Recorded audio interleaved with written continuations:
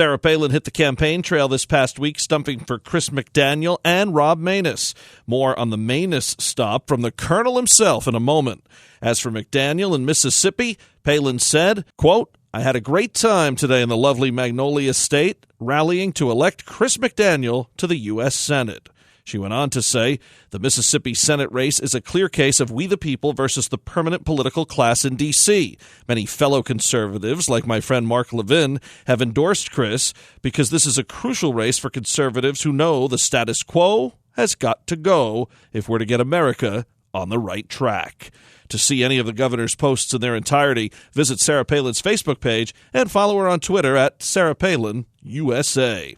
Now we welcome in our friend Colonel Rob Maness for our new feature. For the next several weeks, we'll be joined by Maness as he runs for U.S. Senate in the great state of Louisiana. It should be a tremendous listen.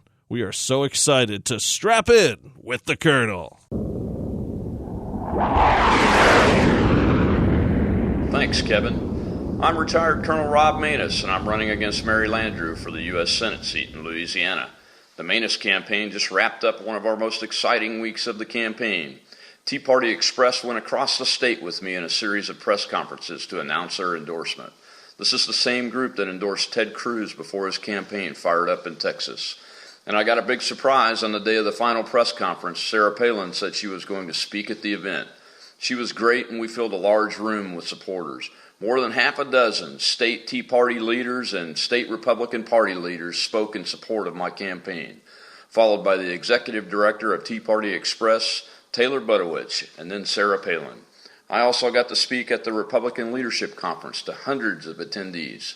The people were greatly enthusiastic, and they cheered me on, especially when I talked about my Freedom for Veterans plan.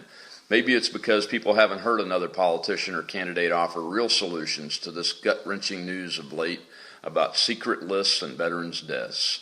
I'm proud to publish a plan to solve the problem, and I've received strong support from the veterans who have had to face the obstacles and delays of the VA for years. This was one of the best weeks of our campaign, and we look forward to taking our message of liberty, prosperity, and certainty across the state as we march on to victory on November 4th. This is retired Colonel Rob Maness for Mama Grizzly Radio. For the latest on the Maness campaign, please visit robmaness.com. That's ROBMANESS.com. It's time for Commonwealth Common Sense with Susan Stimson and Kevin Scholla. Susan, welcome back. How you doing? Hey, Kevin, I'm doing great. Nice to be here. So finally some movement with the VA scandal as far as a resignation.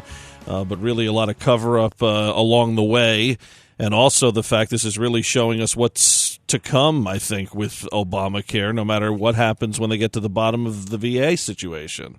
Boy, I tell you what, no matter what, President Obama sure is just a very reluctant leader, and he did not, it was obvious, just did not want to do anything regarding Shinseki and firing him, but clearly, even the way the military culture operates, you know, if there is such an egregious problem within the system, you know, the buck stops with the leader. And Shinseki has been in there for a while, and what's coming out, the truth of what's coming out with this bureaucratic healthcare system, to the bureaucrats, these veterans were not people; they were numbers. And I think, by the way, get used to it because this is your health care. I think it's a wake-up call to Americans, but my concern is that most Americans now seem to be resigned to accepting health care from, you know, the Obamacare crackdown, and I just think that it's something that is very troubling to me, but certainly from the standpoint of the veterans, they're a very strong lobby, and it still took years for this information to come out. Shinseki was kind of that human shield for Obama. I think he tried to keep him there as long as he possibly could. But then other people talk about other things. I mean, I even heard a liberal reporter mention, hey, they asked him, who's to blame here? Is it partial Congress, partial administration, both?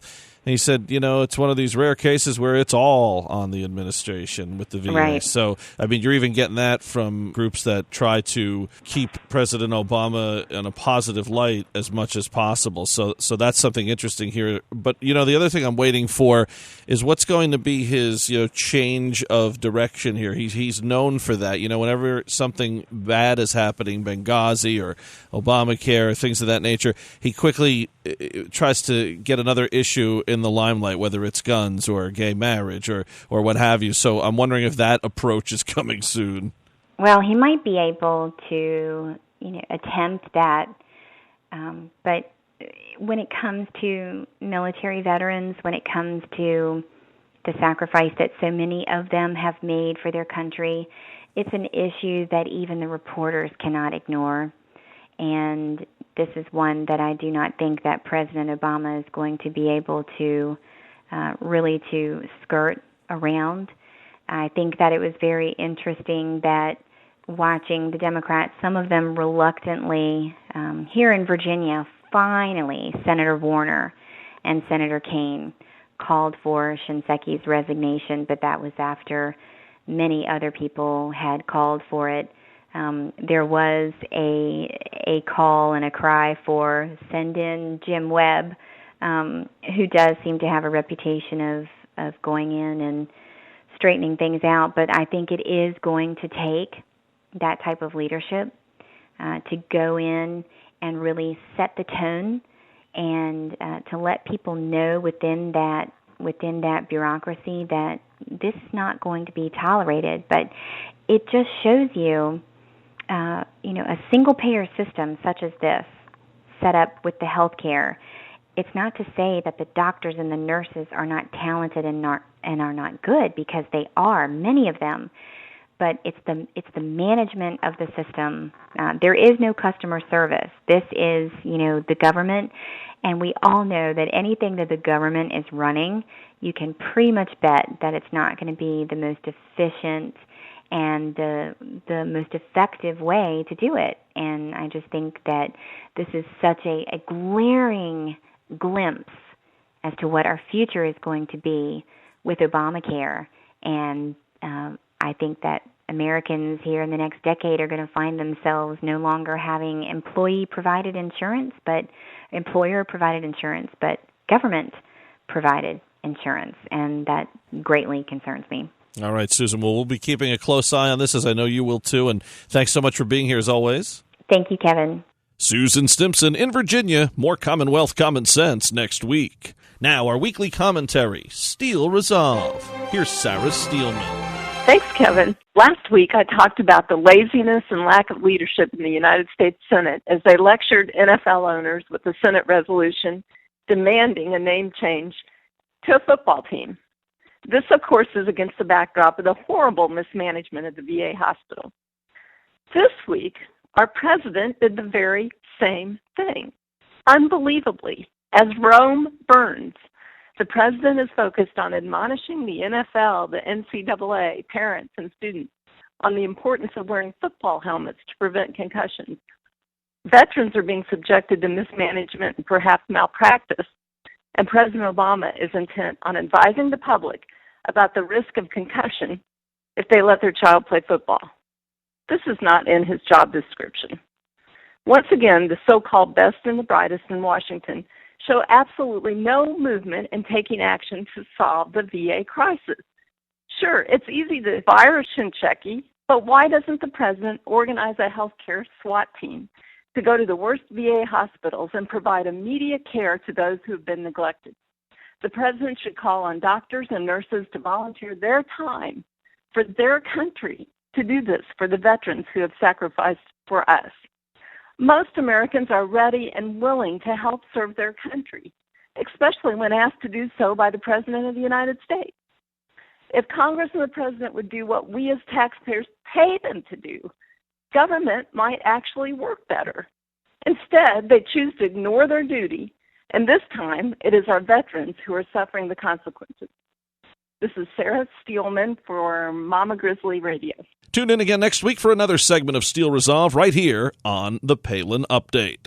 The Palin Update, including Strap In with the Colonel, Commonwealth Common Sense and Steel Resolve is on demand and available for download. So just head to mamagrizzlyradio.com, pick the show you want to hear, and you can listen anywhere, anytime.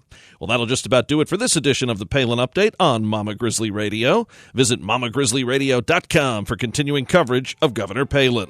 Also, follow along on Twitter at Mama Grizz Radio, at Kevin Scholla, at Rob Manus, at Susan B. Stimson, and at Sarah_Steelman. And I'm doing some writing for Breitbart News. Just go to Breitbart.com and search Kevin Scholla.